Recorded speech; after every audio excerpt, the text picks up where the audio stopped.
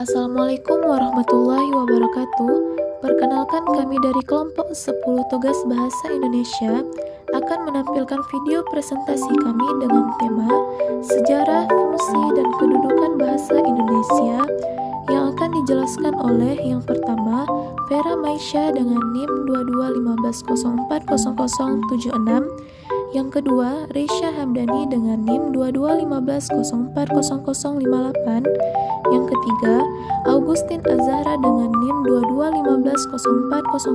2215040043, dan yang keempat Nadia Asrina dengan NIM 2215040070. Sejarah, bahasa Indonesia merupakan bahasa resmi NKRI dan bahasa Persatuan Bangsa Indonesia. Bahasa Indonesia adalah sebuah variasi dari bahasa Melayu. Sampai saat ini, bahasa Indonesia merupakan bahasa hidup dan terus berkembang dengan pengayaan kosakata baru, baik melalui penciptaan maupun melalui penyerapan dari bahasa daerah maupun bahasa asing. Pada zaman Kerajaan Sriwijaya abad ke-7 Masehi, bahasa Melayu kuno dipakai sebagai bahasa kenegaraan. Hal itu dapat diketahui dari 4 prasasti yang ditemukan di Sumatera bagian selatan peninggalan kerajaan tersebut. Prasasti tersebut diantaranya adalah dengan ditemukannya prasasti di Kedukan Bukit Brangka tahun 683 Masehi, Palembang, Talang Tuwo Brangka tahun 684 Masehi, Palembang, Kota Kapur Brangka tahun 686 Masehi, Bangka Barat, dan Karang Berahi Brangka tahun 688 Masehi, Jambi. Prasasti itu dituliskan huruf Pranagari berbahasa Melayu kuno. Pada saat itu, bahasa Melayu yang digunakan bercampur kata-kata bahasa Sanskerta. Sebagai penguasa perdagangan di Kepulauan Nusantara, para pedagangnya membuat orang-orang berniaga terpaksa menggunakan bahasa Melayu walaupun dengan cara kurang sempurna. Hal itu melahirkan berbagai varian lokal dan temporal pada bahasa Melayu yang secara umum dinamakan bahasa Melayu pasar oleh para peneliti. Penemuan prasasti berbahasa Melayu kuno di Jawa Tengah atau Brangka tahun abad ke-9 dan prasasti di dekat Bogor, prasasti Bogor dari abad ke-10 menunjukkan penyebaran penggunaan bahasa itu di Pulau Jawa. Penemuan keping Tembaga Laguna di dekat Manila, Pulau Luzon, Brangka tahun 900 Masehi juga menunjukkan keterkaitan wilayah tersebut dengan Sriwijaya. Pada abad ke-15 berkembang bentuk yang dianggap sebagai bentuk resmi bahasa Melayu karena dipakai oleh Kesultanan Malaka, yang kelak disebut sebagai bahasa Melayu Tinggi. Penggunaannya terbatas di kalangan keluarga kerajaan di sekitar Sumatera, Jawa, dan Semenanjung Malaya.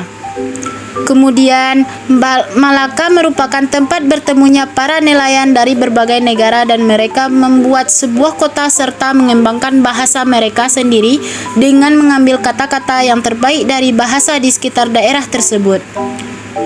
Kota Malaka yang posisinya sangat menguntungkan atau strategis menjadi bandar utama di kawasan Asia Tenggara.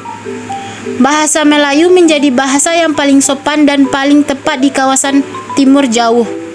Ejaan resmi bahasa Melayu pertama kali disusun oleh C.H. A. van Ophuijsen yang dibantu oleh Muhammad Taib, Soetan Ibrahim, dan Nawawi Soetan Makmoer yang dimuat dalam kitab Logat Melayu pada tahun 1801. Proses pengesahan bahasa Indonesia menjadi bahasa persatuan.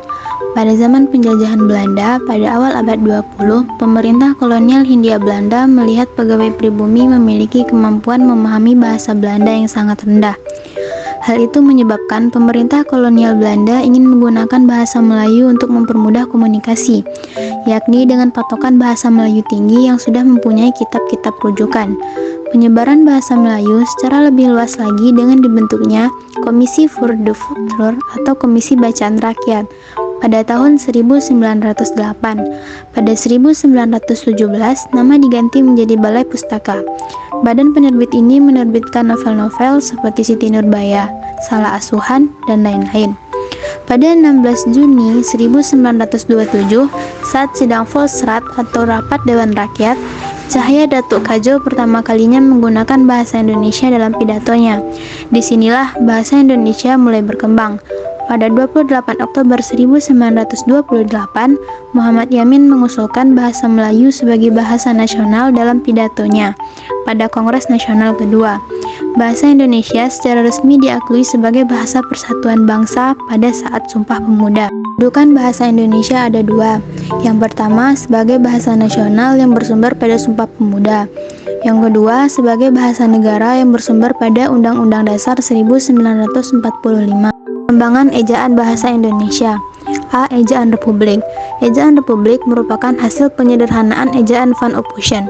Ejaan Republik mulai berlaku pada 19 Maret 1947. Pada waktu itu yang menjabat Menteri Pendidikan, Pengajaran dan Kebudayaan Republik Indonesia adalah Mr. Suwandi. Maka ejaan tersebut dikenal pula atau dinamakan juga ejaan Suwandi. Ejaan Republik merupakan suatu usaha perwujudan dari Kongres Bahasa Indonesia di Surakarta, Jawa Tengah, tahun 1938 yang menghasilkan suatu keputusan penyusunan kamus istilah. Beberapa perbedaan yang tampak dalam ejaan Republik dengan ejaan Van Ophusen dapat diperhatikan dalam uraian di bawah ini. A. Gabungan huruf O, E dalam ejaan Van Ophusen digantikan dengan U dalam ejaan Republik. B. Bunyi hamzah dalam ejaan Van Ophusen diganti dengan K dalam ejaan Republik. C. Kata ulang boleh ditandai dengan angka 2 dalam ejaan Republik. D. Huruf E, paling dan E pepet dalam ejaan Republik tidak dibedakan. E. Tanda trema dalam ejaan Van Ophusen dihilangkan dalam ejaan Republik.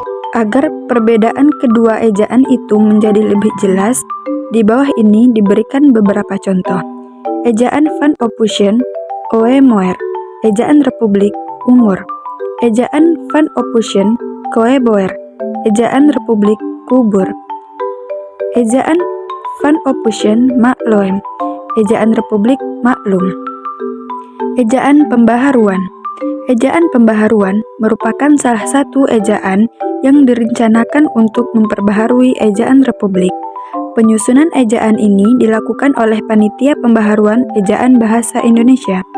Konsep ejaan pembaharuan yang telah berhasil disusun lebih dikenal dengan sebuah nama yang diambil dari dua nama tokoh yang pernah mengetahui panitia ejaan itu. Dalam hal ini, Profesor Prijono dan Eka Topo. Ejaan Melindo. Ejaan Melindo atau disebut juga dengan Melayu Indonesia merupakan hasil perumusan ejaan Melayu dan Indonesia pada tahun 1959. Perumusan ejaan Melindo ini diawali dengan diselenggarakannya Kongres Bahasa Indonesia yang kedua pada tahun 1945 di Medan, Sumatera Utara.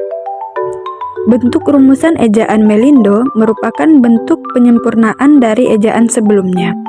Namun, ejaan Melindo ini belum sempat dipergunakan karena pada masa-masa itu terjadi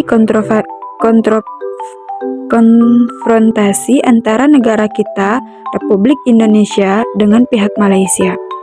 Hal yang berbeda adalah bahwa di dalam ejaan Melindo gabungan konsonan TJ seperti pada kata cinta diganti dengan menjadi cinta, dengan gabungan konsonan NJ seperti NJO, NJA, NJON, NJA diganti dengan huruf NE yang sama sekali masih baru. Dalam ejaan pembaharuan kedua, gabungan konsonan itu diganti dengan TS dan N. D. Ejaan yang disempurnakan. D. Ejaan yang disempurnakan. Pada waktu pidato kenegaraan untuk memperingati hari ulang tahun kemerdekaan Republik Indonesia 28, 17 Agustus 1972, diresmikanlah pemakaian ejaan baru untuk bahasa Indonesia oleh Presiden Republik Indonesia dengan keputusan Presiden nomor 57 tahun 1972. Ejaan tersebut dikenal dengan nama Ejaan Bahasa Indonesia yang disempurnakan. Ejaan itu merupakan hasil yang dicapai oleh kerja Panitia Ejaan Bahasa Indonesia yang telah dibentuk pada tahun 1966. Ejaan bahasa Indonesia yang disempurnakan ini merupakan penyederhanaan serta menyempurnakan ejaan Suwandi atau ejaan Republik yang dipakai sejak Maret 1947. Beberapa kebijakan baru yang ditetapkan di dalam EYD adalah A. Perubahan huruf. Di sini kita bisa melihat perubahan ejaan lama menjadi ejaan bahasa Indonesia yang telah disempurnakan seperti contoh di bawah ini. Dejika menjadi jika, jakap menjadi cakap, jata menjadi nyata, sejarat menjadi syarat, acir menjadi akhir, dan supaja menjadi supaya. B. Huruf V, F, dan Z yang merupakan unsur serapan dari bahasa asing diresmikan pemakaiannya. Misalkan, khilaf, fisik, valuta, universitas, zakat, khazanah. C. Huruf Q dan X yang lazim digunakan dalam bidang ilmu pengetahuan tetap digunakan. Misalnya pada kata furqan dan xenon. D. Penulisan di sebagai awalan dibedakan dengan di yang merupakan kata depan. Sebagai awalan, di ditulis seringkali dengan unsur yang menyertainya, sedangkan di sebagai kata depan ditulis terpisah dari kata yang mengikutinya. Contohnya pada kata awalan yaitu dicucikan, dibelikan, dicium, dilatar belakangi. Kapan kata di itu harus disambung, yaitu pada saat diikuti oleh kata kerja. Kita lihat pada contoh kata depan, yaitu di kantor, di sekolah, di samping, di tanah. Kapan kata di itu harus dipisah, yaitu pada saat digunakan sebagai kata depan untuk menunjukkan tempat. E. Kata ulang ditulis penuh dengan mengulang unsur-unsurnya. Angka 2 tidak sebagai penanda pengulangan. Misalnya, anak-anak bukan anak-anak. Bermain-main bukan bermain. Bersalam-salaman bukan bersalaman.